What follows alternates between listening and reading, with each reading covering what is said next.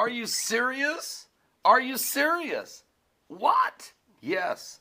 According to the Russian news agency of TASS, Russia's Pacific Fleet nuclear submarine successfully live fires and sea launched a intercontinental ballistic missile, which of course could have a warhead on it if they wanted to put one on it. They successfully tested this ICBM from their nuclear submarine. Now, get this. What? Well, today the Russian Pacific Fleet, called Project 667 BDR,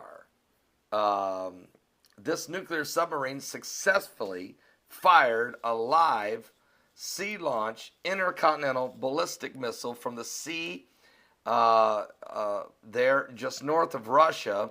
The press office of Russia's defense ministry is saying they did this today. The launch was carried out from a submerged position. The missile's warhead arrived at a range in North Russia at its designated time, and the nuclear sub successful test fire shows the high level of the Pacific Fleet submarine forces' readiness and confirmed the efficiency of the system of this sea-based strategic nuclear force and its combat controls, according to the defense ministry. In other words, saber-rattling. Saber-rattling. Russia's letting us all know, guys, we're serious. We're ready.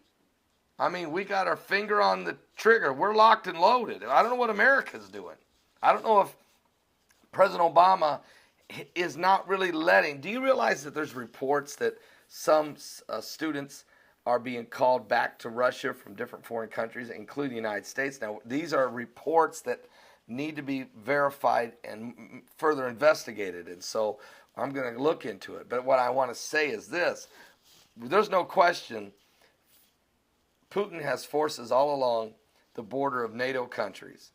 He has 90,000 forces along the coast, along the border there of eastern Ukraine, and 40,000 along the Crimea border with Ukraine. He's just annexed Crimea 2.5 years ago. We know that there's been a war of words by the diplomats. I mean, Samantha Power of the United Nations, our United Nations ambassador of the United States, and the Russian United Nations ambassador Churkin. It's been a war of words. I mean, John Kerry, he's been trashing the Russians on a daily basis. Hillary Clinton is trashing the Russians on a daily basis. President Obama has called President Putin a slouch in the back of the classroom, and numerous other comments and situations. What I'm saying is our diplomats are not very diplomatic. I don't think this is what we want to do with another superpower, and I don't know if we really understand. I know the American public doesn't understand the seriousness of what's going on between the United States and Russia.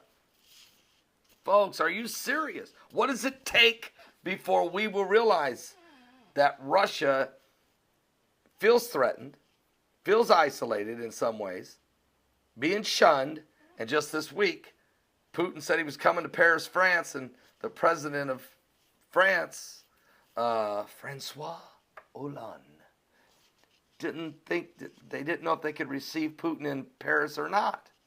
So Putin canceled the meeting. And this is going on quite frequently now by the NATO countries.